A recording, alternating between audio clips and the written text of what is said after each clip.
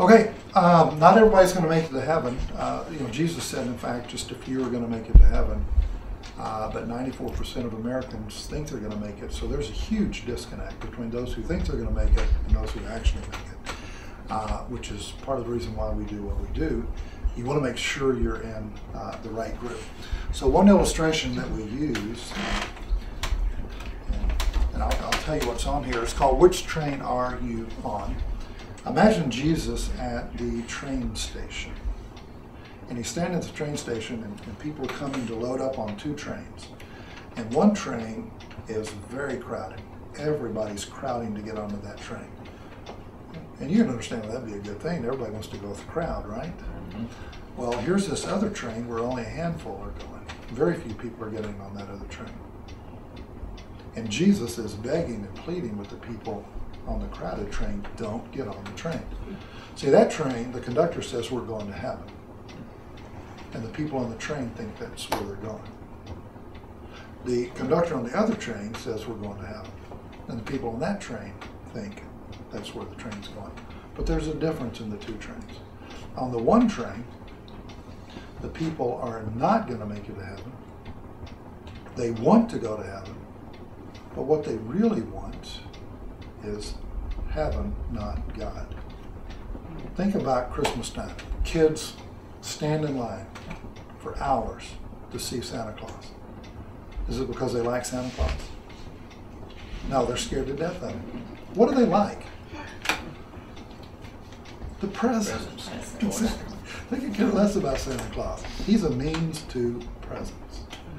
Well, that's what the people on this one train want. They want heaven. They don't want God. He's not on the train. They're not going to make it. The idea of heaven sounds good, but not the idea of God. On the other hand, on this other train, these people know they're going to heaven because on that train is God himself. Jesus says, when you trust in me, you have eternal life right now. So the people on that train don't have to worry about getting to heaven when they die. They have it right now.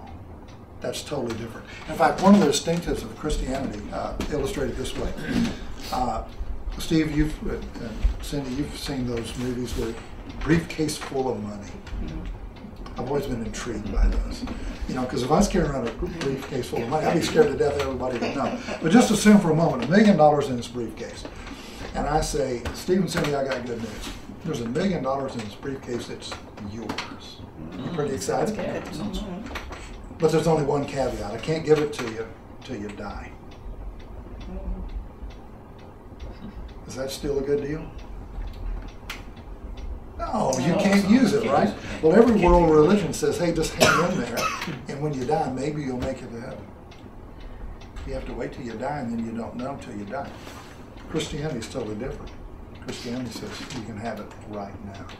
Heaven is not a gift you get when you die. Heaven is a gift you get right now. So those people on the smaller train know they're going to heaven because God is actually on the train. Because heaven and God, he's not a thing, he's a person. And that's why, in spite of the fact that Jesus died on the cross to save everyone from their sin, most people, sadly, do not want to get on this train. And that's why they're not going to end up in heaven. Not because he's keeping them out, not because he doesn't want them. He's at the train station begging and pleading. Get off that train, get on this one. But they won't listen to him.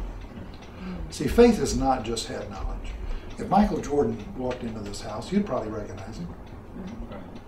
But would he recognize you? No. He'd come over and say, Steve, how's the wife and kids? No. No.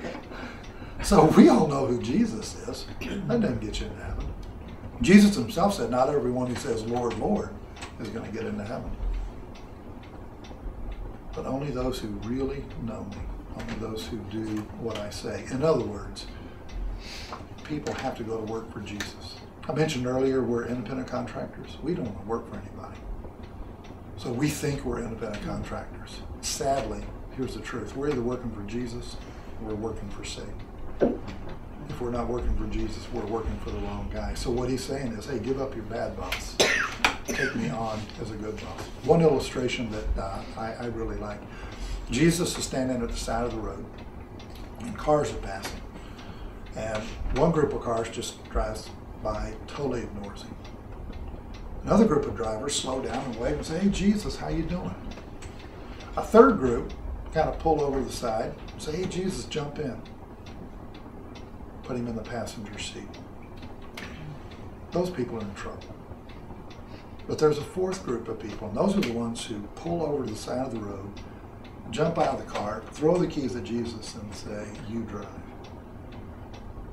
Those are the ones who understand what trusting or believing in Jesus really is.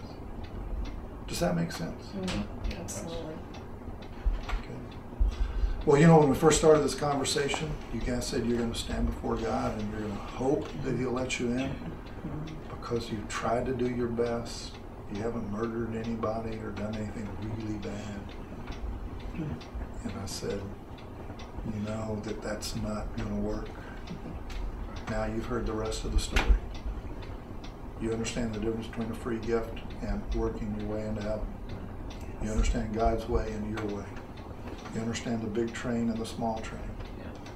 You guys have been on the big train. You ready to get off?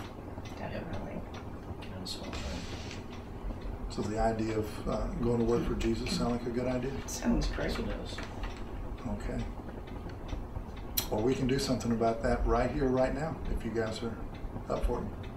I Would you like to know how to receive the gift of eternal life? would love to. Okay, good.